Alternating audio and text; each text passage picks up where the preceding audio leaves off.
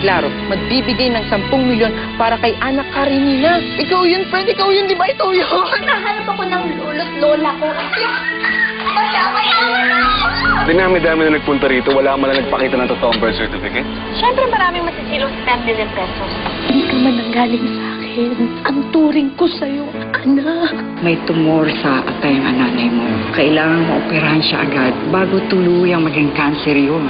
Itahan mo yung pamilya mong mayaman, yung pabuyang ibibigay nila sa atin. Pwede natin gamitin kay inay. May naghahanap po sa inyo. Anak Karenina daw po. Alagay ko, ito po, totoo na ito.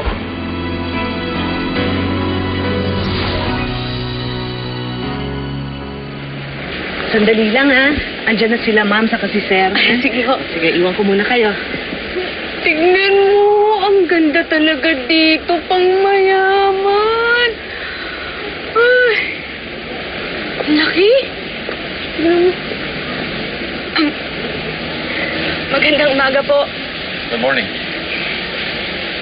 Siya ba sinasabi mo? Ay, opo.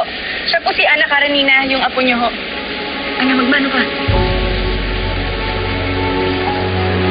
Good morning po. Good morning. Ang ganda mong bata. Sana hindi mo nakita yung resemblance niya kay Maggie. Auntie, hindi naman ho. Ang layo. Teka, may katibayan ka ba na nagsasabing siya nga si Ana Karenina? Ay, oho, eto ho. Anak, pakita mo yung birth certificate mo.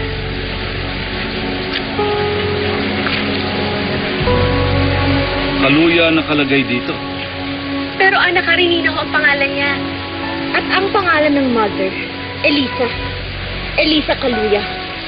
My God. Another faker. Hindi, sandali. Naalala ko yung sinabi nung staff sa Safe Haven eh. Iniba daw ni Maggie yung pangalan at saka apelido niya para hindi mapahiya si Uncle at Auntie. But how can you be so sure na Elisa Kaluya nga ang ginamit ni Maggie? I think manloloko lang din niya. Hindi po kami manloloko. Kung ayaw niyo pong maniwala, bahala po kayo. Kung ayaw niyo po sa akin, ayaw ko rin ho sa inyo. Ana! Hoy, bumalik ka dito ah! Ana!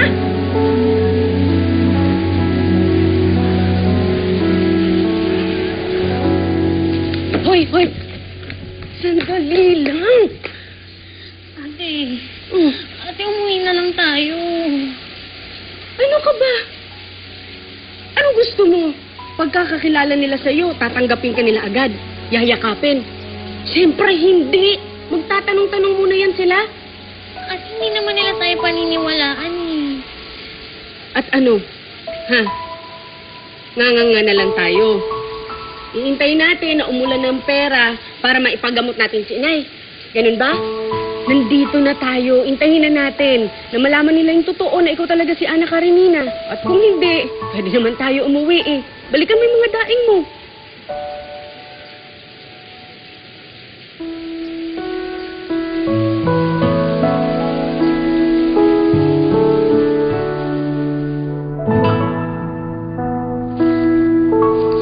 O, ayan. Yan ang birth certificate mo. Mabuti na naitabi ko. Nay, bakit ganun? Ang nakalagay dito, ang apelido ko, Villarama. Eh, di ba hinahanap nila Monte Claro? Ako? Eh, baka hindi ikaw yan. Malay nyo. Di ba? Nagpakasal yung anak nilang babae, kaya nag-iba yung apelido. O, sabagay. Di ba? Parang ako yung diba dati, sa Mora ako. O, ano ba kayo ngayon? Di ba sa Mora pa rin? Oo, sa Mora. Hindi mo lang kinasal kasi. Ay, at saka na ito. Ang nakalagay dito, ang nanay ko, Alona. Eh, di ba ang pangalan ng anak nila, Margarita? Ha? Naku, magkaiba yun. Hindi nga talaga ikaw yung hinahanap nila. Nay naman, ang praning mo naman. Kung hindi ako yung hinahanap nila, hindi tayo yayaman. Hindi tayo makakaalis dito. Ay, hindi. Dapat ikaw yun. Oo. Kasi pag hindi kayo yumaman, hindi ako yayaman. Ganito na lang gawin natin. Bakit gawin natin ang paraan yan? Palitan natin. Paano natin gagawin yan? Liburahin natin, ligyan natin pangalan mo. Nay naman, nakala ko naman kung anong gagawin mo. Masyadong halata yun. Ganon? Anong gagawin natin?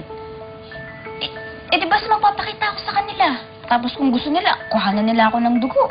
Ha? Bakit naman, anak? Alin naman nila yung dugo mo? O ma, kalma. Eh, napapanood ko lang naman yun sa mga teleserye. Di ba, para malaman kung ikaw talaga yung anak, kukuhanan ka ng dugo. Bagay. Oo nga. O di sige, magpakuha ka ng dugo. Nay, paano ba talaga ako napunta sa inyo? Anak, ilang beses ko na naikwento sa'yo. Kailangan pa ulit-ulit tayong dalawa.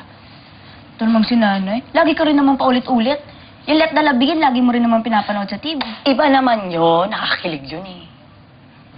Eh, paano nga ako napunta sa inyo? Eh, di ba nga, nung nagtatrabaho pa ako sa club, eto, may kaibigan ako, si Melba. Ngayon, may jowang Hapon. Eh, isasama siya sa Japan.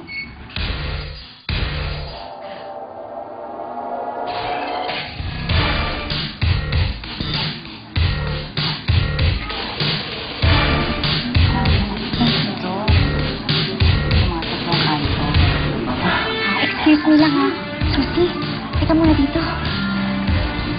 Dali lang ha. Ay, Susi. Ikaw na muna umawak dito kay Karen. Ako naman, balik mo na yung sa nanay na yan. Eh, hindi na nga nagpakita sa akin yung lukarit. Sabi niya sa akin babalik siya. Pero wala naman sa pagka-I-return. Ay, nako, dinala ko lang naman siya dun sa City Haven. Iniwan na sa akin tong choriz. Sige naman ha, maawa ka naman sa akin para mag-apply na ako sa Japan. Ano naman kami ka sa tanggol na yan? May iba naman. Gaga, indulihensya yan sa langit.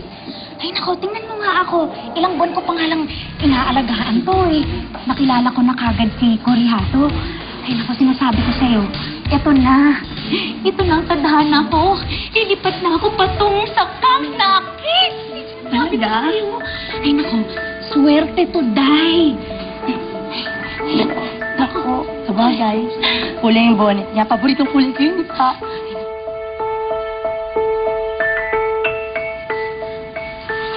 So, kaya nyo lang ako kinuha dahil sa bonnet ko? Eh, di ba nga paborito kong pula? Eh, ano na nangyari dun sa kaibigan yung si... Melba? Yun.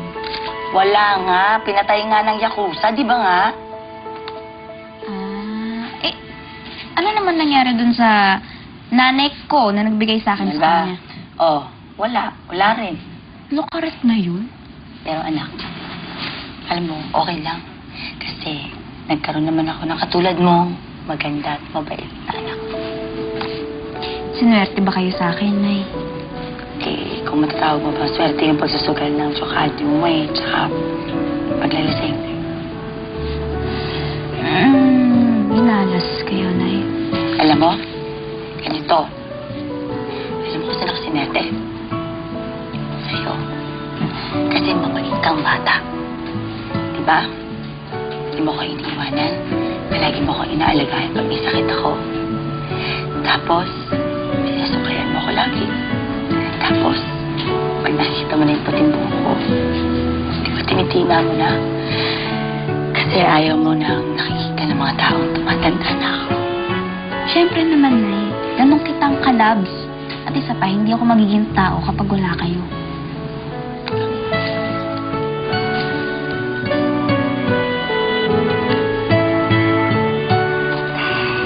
Oh, Nay. Bakit? Kasi, Kaniel, magdala kayo ng mga tunay mo magulang. Iwanan mo na ako. Mag-isa na ako. Nay naman. Sino namang nagsabi sa inyong gagawin ko yun? Eh, hindi ba nga, dapat kung nasan ako, andun din kayo? Kung sabihin, ako iiwanan. Kahit anong mangyari. Kahit anong mangyari, Nay. Sige. Eh, di masaya na ako ulit. Drama niya naman. Bigay ko naman, isasama mo ako eh.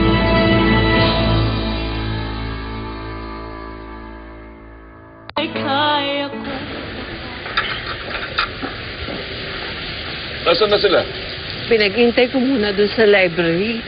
Ako, Sir Nan, pag nakita mo yung bata, meron siyang mannerism na katulad kay Maggie, yung hinahawi yung buhok sa taenga. Talaga? Oo. Pero auntie, dahil lang doon, iisipin niyo na siya yung anak ni Maggie. Pero ibang nararamdaman ko sa batang ito. meron akong lukso ng dugo na hindi ko nararamdaman sa ibang batang pumunta rito. Napakababaw naman yung dahilan nun para tanggapin niyo yung batang yun. Pero ano pa bang dapat pagbasehan natin? Well, how about DNA testing? Ruth, nakalimutan mo ba? Naapon lang namin si Maggie. Kahit pa DNA test natin yung bata, hindi magmamatch sa amin. Pero Uncle, mali na lukso lang ng dugo yung maging basehan ninyo. There's another way to find out. Yung record sa Safe Haven. Alamin natin kung anong pangalan tsaka apelido ginamit ni Maggie. That's a good idea. Wow, puro naman libro dito. Wala man lang comics o kaya naman magazine. Walang things. Wow. Ay, Ana Karenina, meron na kaming naisip na solusyon. Pupunta si Abel dun sa Safe Haven para tignan yung old records nila. Doon kasi nanganak si Maggie. kailan ho malalaman yung resulta? Bukas na bukas pupunta si Abel, kaya malalaman natin agad. Sige po, babalik na lang po kami bukas. Ha? Gusto ko sana dito ka matulog ngayong gabi. Hindi po kasi... Pwedeng-pwede ho. Ana, dito ka muna magstay ha. Pero ate... Ako nang bahala kay inay. Ay, nanay ko ho yun. Siya ho yung kumupkup kay Ana. May sakit ho siya ngayon kaya nag-aalala tong si Ana. Ganun ba? Mabuti pong dumito muna si Ana para makapag-bonding naman ho kayo at matagal kayong hindi nagkasama. Maraming salamat, Beckett. Naintindihan mo ako, ha? Meron po sana akong hihinging pabor. May sakit ho kasi si inay. Baka ho pwedeng bumalik kahit na konti lang.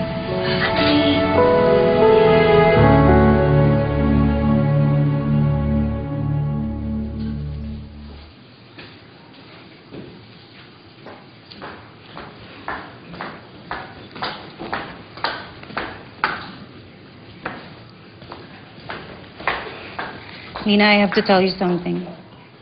Later na lang, ma. I'll meet up with Janice and Raquel. But Nina, this is very important. Ma, they're already waiting for me. I'll see you tonight. Ana Karenina, this is about your mom. Your real mom.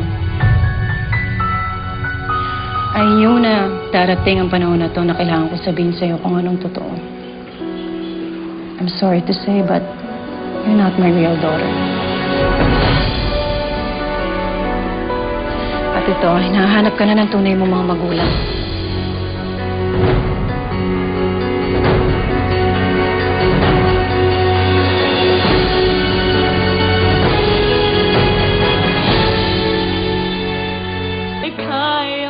Auntie, pinag-stay niyo na nga yung Ana dito eh.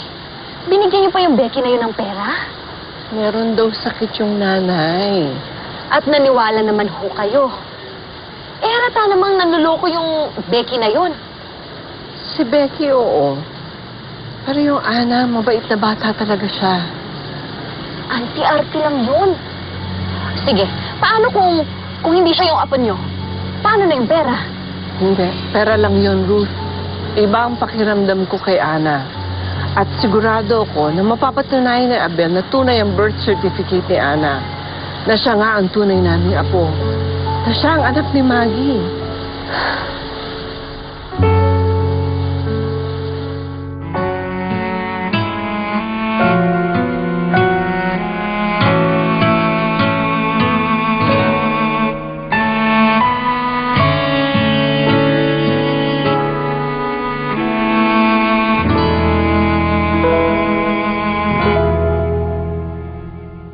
So I'm not your real daughter? I'm adopted? I'm sorry, Nina. Pero hindi kami magkaanak ng daddy mo noon. And we thought of adopting. Meron kaming kaibigan na merong kakilala dito sa Safe Haven. It's a home for unwed mothers. And merong isang babae... Stop it! What? I don't wanna know. Are you telling me ayaw mo malaman kung ano yung tungkol sa totoong mong magulang? Bakit ko naman gugustuhin malaman ang tungkol sa babaeng nagpamigay sa akin, ha? Pero Nina... I said I don't wanna know! Nina, please don't shout. I hate you!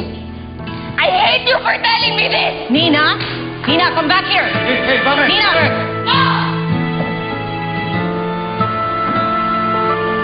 Anong nangyari?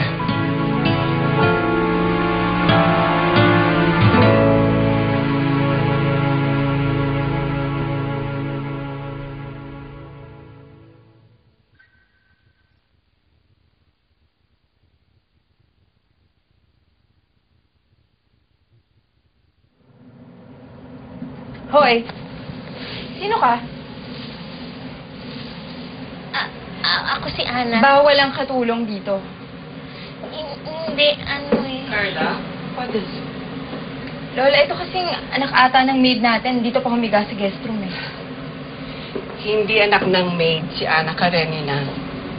Anak siya ni Maggie. Kaya pinsan mo. What? Ana, siya si Carla, anak ni Ruth. Pamangkin ng lolo mo, kaya magpinsan kayo. Hello. Carla, she said hello. Hello.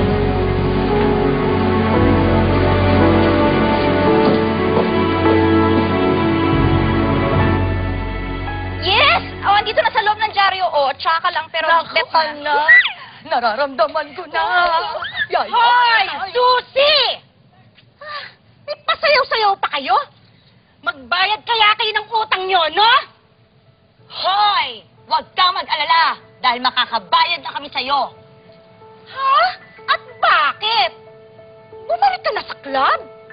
Tinanggap ka kahit gurang ka na? Gurang? May asim pa ako. Oh, hindi. Ganito kasi yan, Aling Tasong. Huwag ka nang mag-alala. Dahil nandito sa maduming dyaryo ang kasagutan. Mayaman na ako. Mababayaran namin lahat ng utang namin sa inyo. Kami? Tayo. Mayaman na kami. Mayaman na kami. Ganito yun, Aling Tasing. O, basa. Ana. Karenina. Ako yan. Ako yun. Ana. Karenina. Siya yun. Ngayon, ano yan? Ako yung hinahanap ng mga Monteklaro na heredero nilang nawawala. Siya yun. Loading to sa Aling Tasing. Siya yun.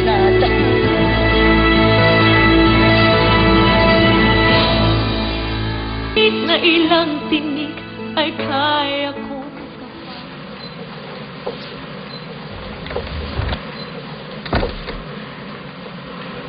Mukhang ayaw po yata sa akin ng apo niyo. Ako hindi. Alam mo, nabigla lang yun dahil hindi niya akalaing may pinsan siya. Tsaka sa ating dalawa na lang May pagka-brat yan si Carla kasi spoiled ng mami niya eh. Pero huwag ka mag-alala. Pagsasabihan ko siya. Hindi ako papayag na trusuhin kanya ng ganun. Uuwi na lang po ako. Ana, bakit? Ayaw mo bang makasama kami? Hindi ka pa natutuwa na nakilala mo yung pamilya ng mami mo? Kasi alam mo ako, nung nakita kita, tuwang-tuwa ako eh. Hindi mo lang alam kung gaano katagal ka namin hinanap. Alam mo ba, malaki kasalanan namin sa mami mo eh. Pati na din sa'yo. Kaya, nung nakita kita, angga-angga ang napakiramdam ko. Huwag na po kayong umiyak. Magsistay ka na ba dito? Salamat. Salamat.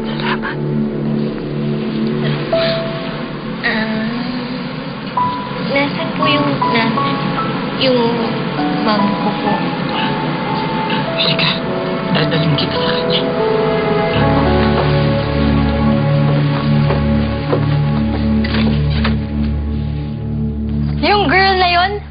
Yung girl na yun, pinsan ko yun, Mami. My God! She's so poor looking. Ewan ko ba dyan sa lola mo?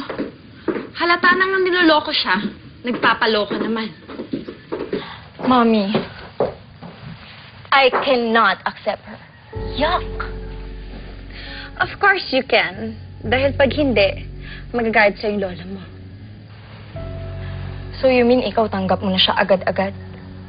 You know what? That's a good question. Pag nakaharap ang lola mo, oo naman, tanggap ko siya. Pero pag nakatalikod siya, ba't kailangan ko magpanggap? Pepestihin ko siya para siya na mismo ang kusang aalis dito. Well, I can help you with that, Mom. Bubisitin ko yun. Good. But for now, I'm gonna take a nap. Okay? Mwah.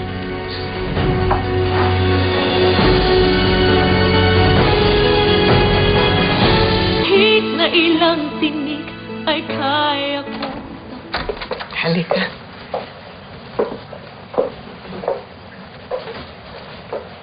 Yan si Maggie.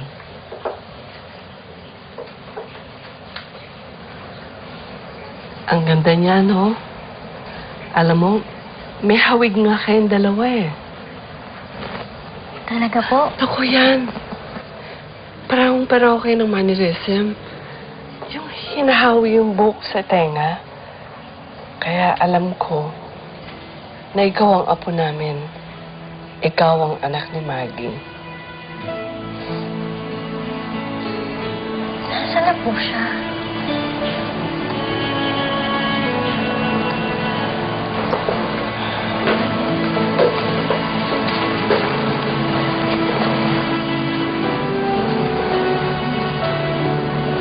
Bakit niya po ako pinamigay? Hindi ko alam. Nung nabuntis ang mami mo sa'yo, pinalaya siya ng lolo mo, kaya hindi na kami nagkita. Ang sabi nung detective, patay na daw siya. Kasama daw siya dun sa barkong lumubog.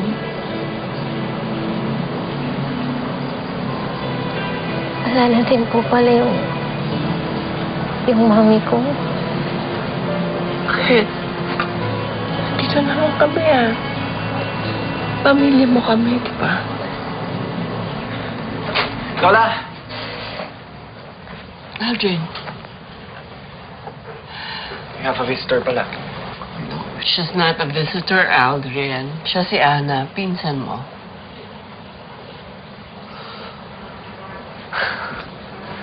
Hi, Anna. I'm Aldrin.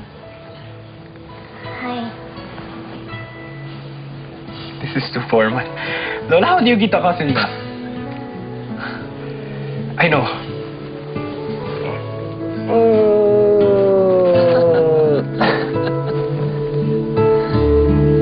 Welcome home, Anna. Salamat.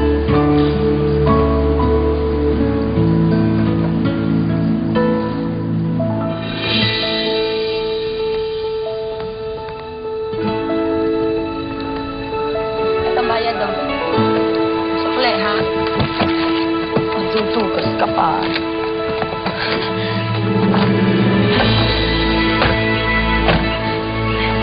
Ay, ang laki ng buga. Ay, bongga. Parang palasyo. Sino mo sila? Ay, sabi mo sa amo mo, nandito ang hinahanap niyang apo. Karen. Ana, Karenina. Pasok ko kayo. Diretso lang po kayo makikita yung malaking bahay. Labas pa lang to, anak.